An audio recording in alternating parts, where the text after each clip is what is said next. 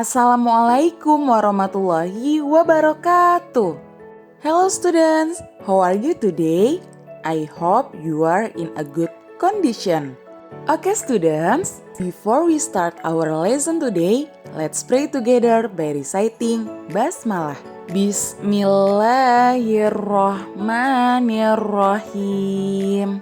Teman-teman, hari ini kita sudah memasuki subtema 2, Indahnya Keragaman Budaya Negeriku, pembelajaran 3 dan juga 4. Kita simak yuk tujuan pembelajaran pada hari ini.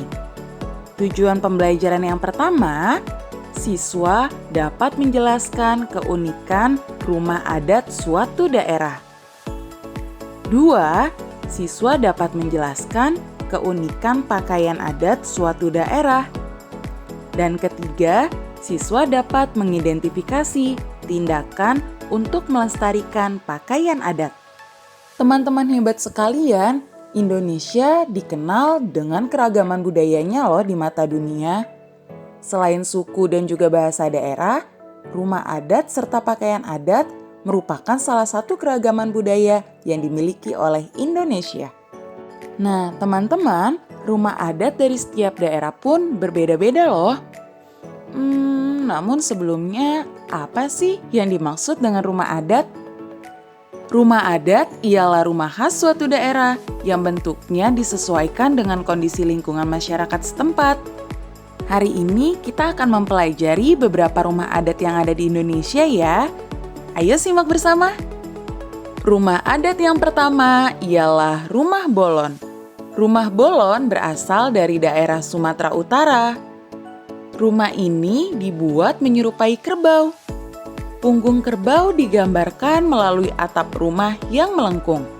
Sedangkan kaki kerbau dilambangkan melalui tiang-tiang pada bagian kolong rumah. Nah teman-teman, lantai rumah dari Rumah Bolon ini terbuat dari papan dan atapnya terbuat dari ijuk. Ayo teman-teman, kita berkunjung ke rumah adat berikutnya. Berikutnya ialah Rumah Gadang. Rumah Gadang berasal dari daerah Sumatera Barat.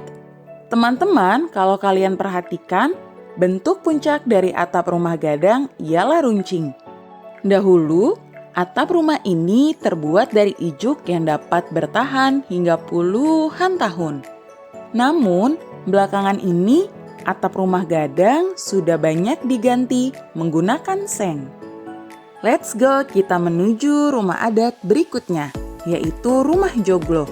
Rumah Joglo berasal dari daerah Jawa Tengah, Yogyakarta, dan juga Jawa Timur. Bagian Rumah Joglo terdiri dari pendopo, peringgitan, dan omah dalem. Rumah adat ini terbuat dari kayu dan berbentuk persegi panjang. Tiang bangunan yang ada pada Rumah Joglo disebut dengan Soko Guru. Sekarang, ayo kita pergi ke Pulau Kalimantan. Di Kalimantan ada yang namanya Rumah Lamin. Rumah Lamin berasal dari daerah Kalimantan Timur. Rumah ini terbuat dari kayu ulin. Di dalamnya terdapat ornamen berupa benda-benda yang dianggap suci. Selain itu, Rumah Lamin juga memiliki ukiran etnik yang mengandung makna bagi penghuninya. Setelah Rumah Lamin, ada juga Rumah Panjang. Rumah Panjang berasal dari Kalimantan Barat. Rumah Panjang menggambarkan sifat kebersamaan dan toleransi antar keluarga. Tujuan didirikan dari Rumah Panjang adalah untuk melindungi keluarga dari hewan buas dan juga banjir. Teman-teman, setelah dari Kalimantan, kita pergi yuk ke Sulawesi. Di Sulawesi ada Rumah Tongkonan. Rumah Tongkonan berasal dari daerah Sulawesi Selatan. Rumah Tongkonan menyerupai perahu dari kerajaan Tiongkok pada zaman dahulu loh teman-teman. Teman-teman, tahukah kalian rumah ini juga harus menghadap ke arah utara? Karena menurut kepercayaan orang Sulawesi Selatan, hal ini melambangkan awal dari kehidupan. Selain itu, di dalam Rumah Tongkonan juga terdapat hiasan tanduk kerbau yang melambangkan tingkat dari sosial pemilik rumah tersebut. Setelah ini, kita akan pergi ke Nusa Tenggara. Di daerah Nusa Tenggara Timur ada Umabokulu. Umabokulu berasal dari daerah Sumba Barat, Nusa Tenggara Timur. Umabokulu sendiri memiliki arti rumah yang besar. Umabokulu memiliki 3 bagian rumah, yaitu lei bangun atau kolong rumah, rongu uma bagian tengah, dan umadaluku bagian menara atau bagian loteng. Teman-teman, kalau dilihat Umabokulu ini mirip ya dengan rumah Honai yang ada di Papua. Namun yang membedakan adalah atap rumah dari Umabokulu. Umabokulu memiliki atap yang lebih panjang dan juga lebih runcing. Sedangkan rumah Honai bentuknya lebih melengkung dibandingkan Umabokulu. Teman-teman, selain rumah adat yang beragam, Indonesia juga memiliki pakaian adat yang beragam. Setiap provinsi di Indonesia memiliki pakaian adat yang disesuaikan dengan kondisi alam serta sosial masyarakatnya. Pakaian adat pun biasanya digunakan pada acara tertentu, seperti pada saat pesta adat ataupun pesta pernikahan. Sekarang kita lihat yuk beberapa contoh pakaian adat yang ada di Indonesia. Pakaian adat pertama ialah Bundo Kanduang.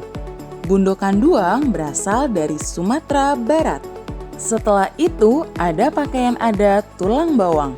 Pakaian ini berasal dari Lampung.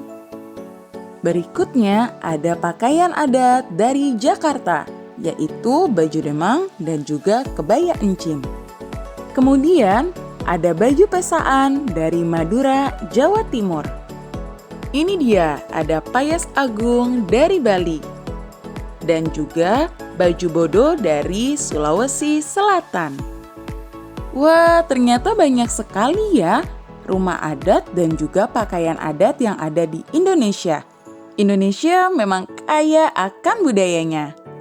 Teman-teman, agar pakaian adat tersebut dapat dilihat hingga generasi selanjutnya, maka kita berkewajiban untuk melestarikan pakaian adat yang ada.